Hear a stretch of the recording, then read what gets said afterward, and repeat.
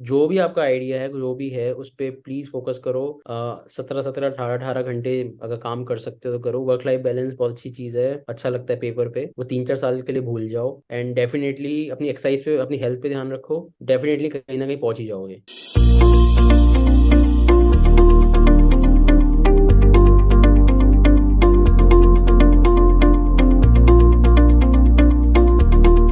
Hello everyone, मैं हूं सी सुदेश गुप्ता और आप देख रहे हैं द स्टार्टअप ट्रेंड्स। आज मीट दी फाउंडर के इस एपिसोड में हमारे साथ हैं मनिक सर। मनिक सर राशा कार्ड्स के फाउंडर हैं। राशा कार्ड को हमने शार्क टैंक इंडिया सीजन 2 में फंडिंग रेज करते हुए देखा था। आज सर से हम उनकी startup journey, Shark Tank India experience, उनके प्रोडक्ट्स और उनके बैकग्राउंड के बारे में जानेंगे। Welcome to the show sir. Thank you so much Sudhish. सबसे पहले हम जानना चाहेंगे कि हर स्टार्टअप का एक आइडिया होता है, तो राशा कार्ड का आइडिया कैसे आया और कैसे इसकी जर्नी स्टार्ट हुई? सतीश, मेरे पास ये आइडिया लगभग 1 साल पहले आया था। ये बात फरवरी की है, जनवरी फरवरी की बात ही है। तो रासा कार्ड का जो आइडिया आया था वो ऐसे आया था कि आई गेस लॉकडाउन था, आप घर से ही काम कर रहे थे उस टाइम पे। सो रेस्टोरेंट्स मोस्टली बंद ही होते थे या जल्दी बंद हो जाते थे। होटल्स तो जाने का कोई प्लान होता नहीं था। तो यस। उस टाइम पे ये होता था, फ्रेंड्स के साथ या फैमिली के साथ आप गाड़ी में बैठे हो, गाड़ी में खाना मंगाया, आपने खाना वहीं पे खाया और आप चले गए। सो कहीं ना कहीं वो लगा कि हाँ। और दूसरी बात मैंने देखा, ये जो खाने का कॉस्ट होता है इनका बहुत ज़्यादा बेस्ट प्राइस होते हैं, वैल्यू फॉर मनी होता है। यस। और खाने की जो क्वालिटी है, मैंने जब भी खाना खाया है, हमें ऑलमोस्ट हमेशा फ्रेश मिला है और दमदार क्वालिटी होती यस। है। सो इन्हीं चीज़ों को आइडेंटिफाई करते हुए मुझे लगा कि हाँ, यहाँ पे एक नीड गैप है जिसको आप मतलब आप इनको पे आइडिया बना बिजनेस बनाया जा सकता है। और उसी पे फोकस करते हुए इनसे बातचीत करके हमने रासा कार्ट को स्टार्ट किया। एंड आई डोंट नो ये आइडिया मुझे आया कैसे। वैसे तो हम बहुत शौकीन हैं यस। इसका, फूड कार्ट्स का खाना खाने के लिए। But somewhere down the line मुझे रियलाइज हुआ कि यहाँ एक ऐसी मार्केट है जो पूरी अनऑर्गेनाइज्ड है और इस पे ज़्यादा मतलब ध्यान नहीं दिया जा रहा है, या ये लोग प्रॉब्लम फेस करते हैं। तो हमने सोचा कि चलो एक बार आइडेंटिफाई करते हैं क्या क्या प्रॉब्लम्स हैं। हमने इनसे बारे में रिसर्च करी, इनसे काफ़ी डिटेल डिस्कशन करा इन लोगों से, फूड कार्ट से।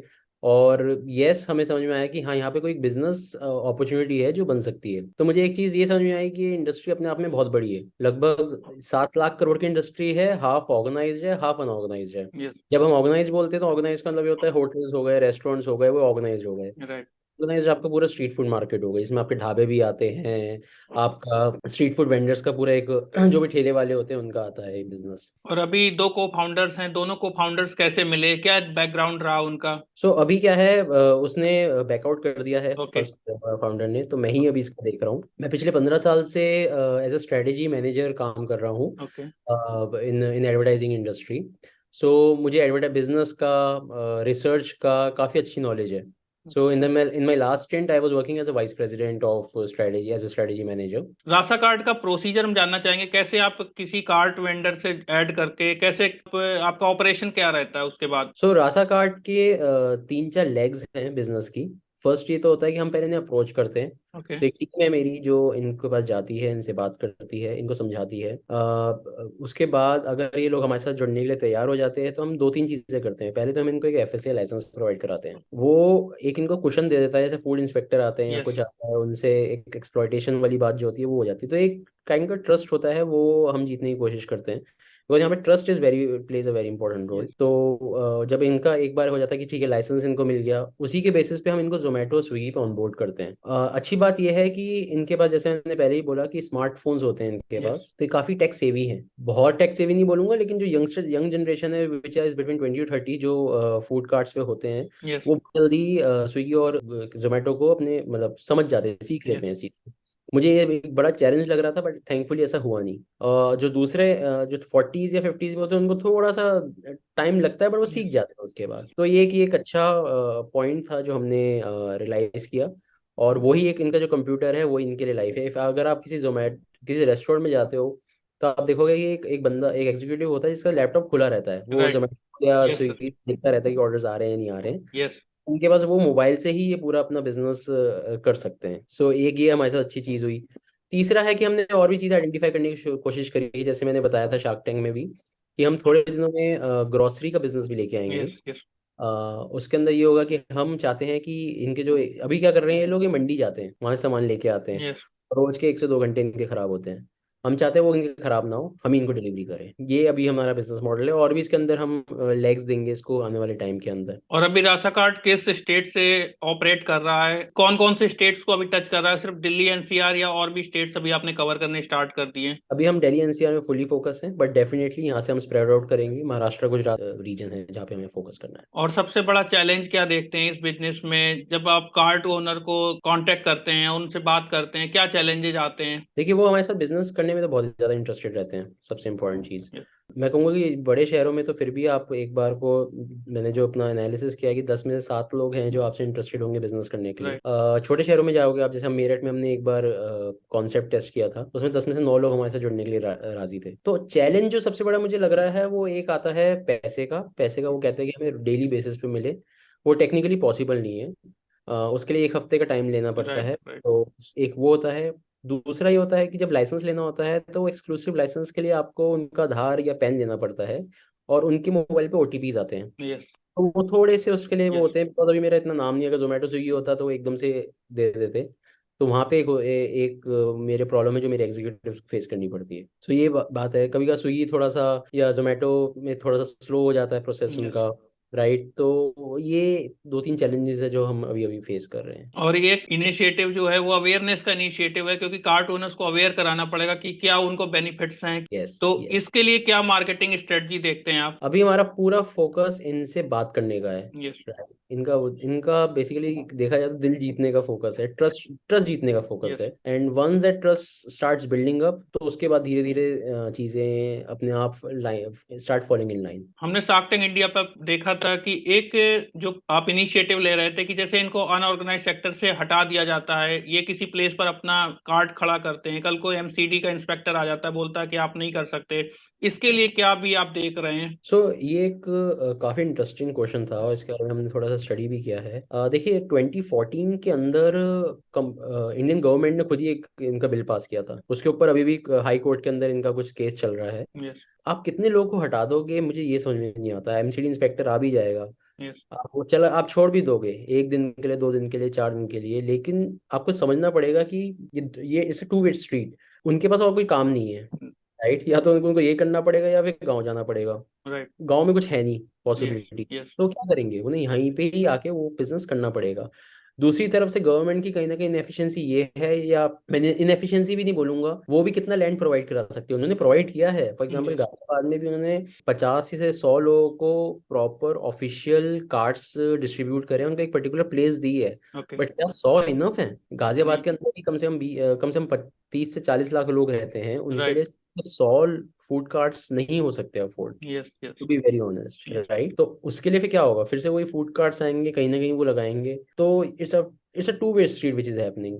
और गवर्नमेंट भी मजबूर है, क्योंकि गवर्नमेंट का ज्यादा लैंड नहीं है, तो वो क्या करें। So yes, they will keep coming back. और मैंने जो देखा है पिछले 1 साल में, मैंने जितने इन लोगों से बात करी है, पहले बहुत परेशानी होती थी, यस। आज से 10 साल पहले, लेकिन कहीं ना कहीं now government is also realise कि हाँ, इनको बिजनेस करते रहना चाहिए। और जैसे हमने देखा है कि जैसे करोल बाग मार्केट है, उसमें साइड में जो मार्केट्स लगती हैं उनकी एक अलॉटमेंट होती है, तो क्या इसमें कुछ ऐसा हो सकता है कि जैसे जो मार्केट है उसको ऑर्गेनाइज कर दिया जाए कि एक एरिया, जैसे एक ग्राउंड है, उसमें अलॉट कर दिया जाए कि हाँ आप इस एरिया में अपना लगा सकते हैं कार्ट वगैरह? वो हर सिटी टू सिटी फिर वेरी करेगा। For yes. एग्जांपल जो डीएम है गाजियाबाद का, वो शायद एक जगह ढूंढ सकता है, and then he can do that. Right. But the problem is that Sudhish, कि आप सपोज करो मैं बैठा हूँ 10 किलोमीटर दूर, right, with in the same city. Ghaziabad इतना बड़ा है, for example, yes. Delhi yes. इतना बड़ा है। यस। आपने ग्राउंड बना दिया ईस्ट दिल्ली के अंदर, वेस्ट दिल्ली का बंदा थोड़ी आएगा ले खाने के लिए वहां पे। राइट, तो ये सारे भी चैलेंजेस होते हैं।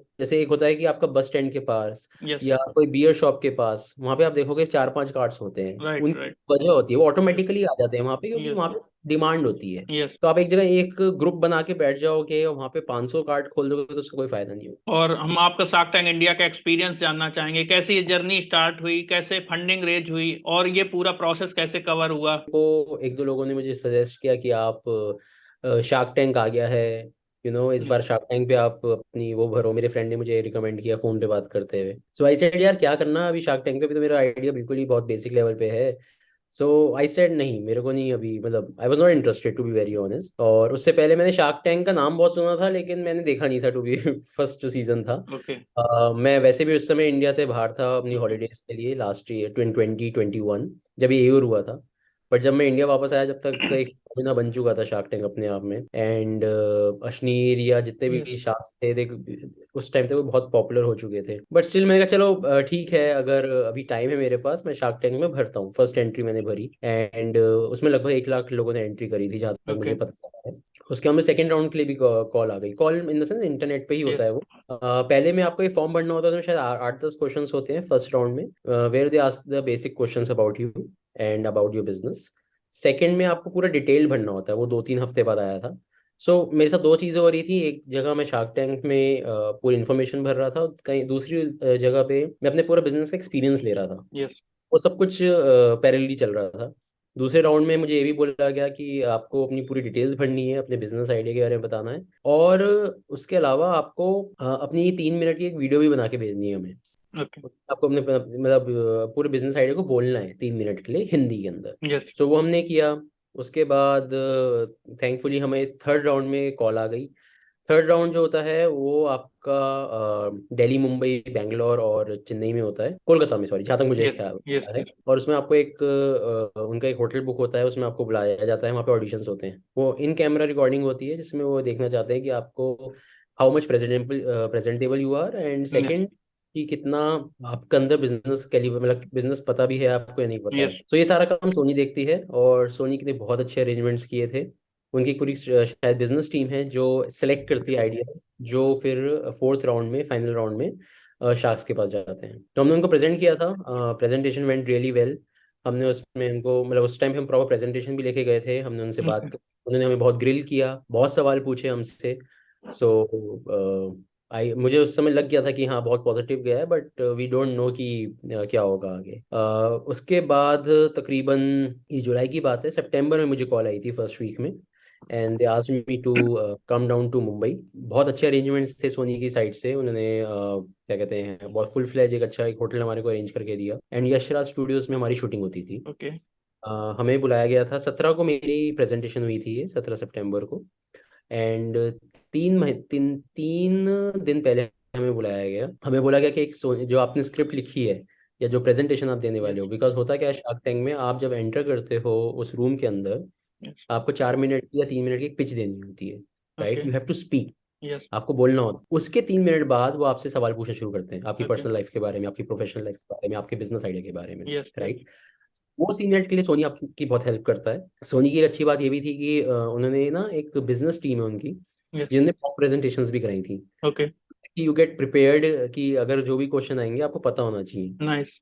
ऐसे क्वेश्चन आ सकते हैं, यस। वो फटाफट क्वेश्चंस पूछते हैं आपसे, सो दैट कि वो आपको प्रेशर, आपको देख सके कि प्रेशर आप झेल पाओगे या नहीं झेल पाओगे, या आप अपने मेंटली प्रिपेयर हो जाते हो कि यस। हाँ ऐसा हो सकता है।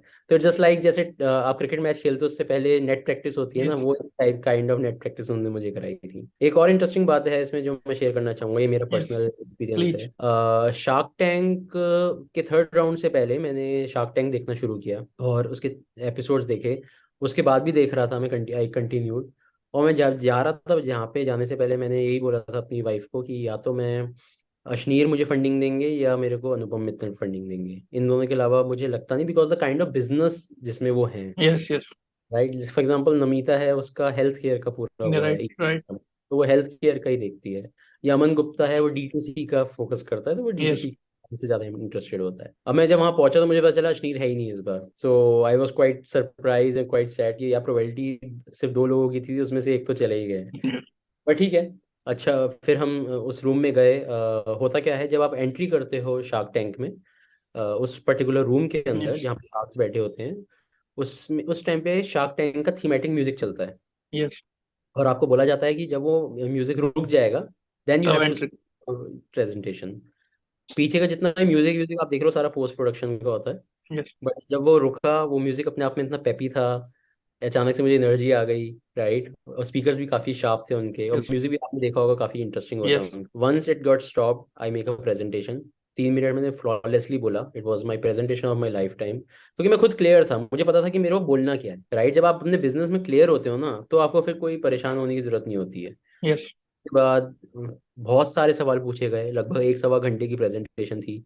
मतलब आप एंड मौके पे आते आते आपको लगता है यार अब बस खत्म होना चाहिए, लेकिन सवाल जो थे बहुत ही इंटेलिजेंट सवाल थे। जो उनको यस। शार्क बोला जाता है उसे किसी रीजन की वजह से बोला जाता है। राइट। क्योंकि जो सवाल थे, मुझे ऐसा एक भी सवाल नहीं लगा कि यार ये क्या सवाल था, क्या बेवकूफ़ी वाला सवाल था। Every question that they asked was extremely intelligent and extremely वो।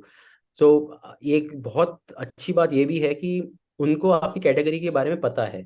यूनिक कैटेगरी थी, unorganise street food yes. Market है। But they were very well aware of कि चल क्या रहा है धंधे में। सो एक बहुत अप्रिशिएबल चीज़ थी। So yes, and finally Anupam Mittal ने मुझे ऑफर किया। यस।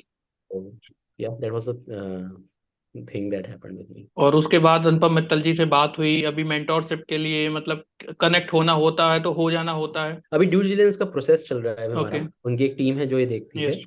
सो इन दैट वे तो वो लोग काफी सपोर्टिव है। So once the things gets close then we will start, जो आप कह रहे हो। और हमारे व्यूअर्स के लिए आप एक बार बताइए कि अगर कोई कार्ट ओनर आपसे जुड़ना चाहता है राशा कार्ड से, तो क्या प्रोसेस है और उसका क्या फीस एप्लीकेबल होता है? सो हम कुछ फीस चार्ज नहीं करते ओके। हैं। हम ये फूड कार्ट्स के साथ हमारा एक ऑलरेडी एक वो है। जब वो उनका बिजनेस आएगा हम उसमें से कमीशन कमाएंगे। Okay.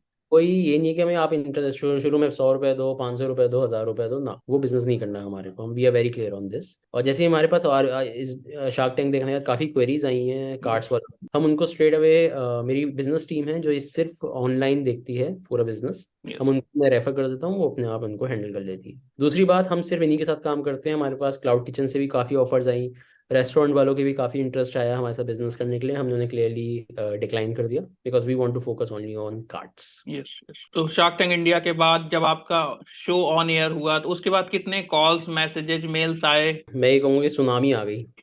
Yes.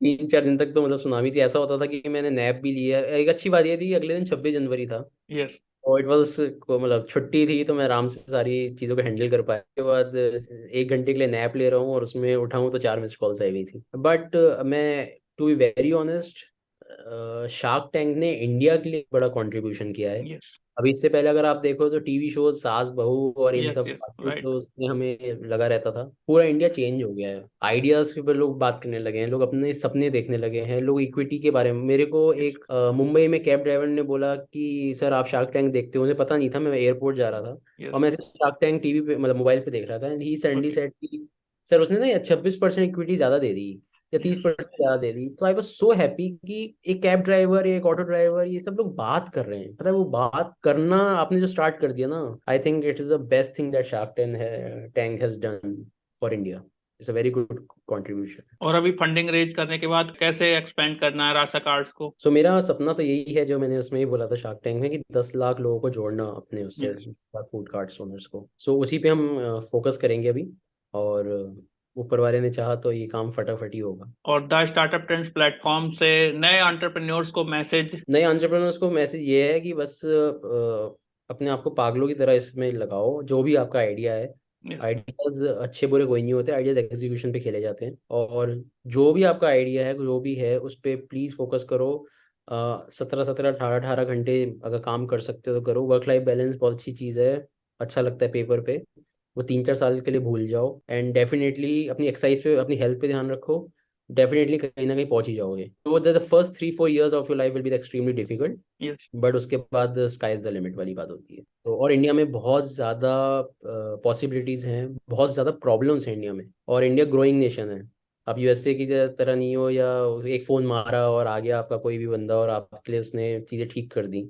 So in that way, yes, the country is full of opportunities. Viewers हमारी स्क्रीन पर राशा कार्ड्स की वेबसाइट देख सकते हैं और राशा कार्ड से कांटेक्ट कर सकते हैं। सर से बात करके आज बहुत अच्छा लगा। सर ने अपना बहुमूल्य समय दिया, अपनी स्टार्टअप जर्नी, राशा कार्ड की जर्नी और शार्क टैंक इंडिया एक्सपीरियंस के बारे में बताया। Thank you so much sir. Thank you, and thank you Satish for contacting us. आपने जिस हिसाब से अपनी पेज बनाया वो, और जो भी आपने कांटेक्ट किया बाकी लोगों को, इट्स रियली कमेंडेबल। मुझे काफ़ी अच्छा लगा वो।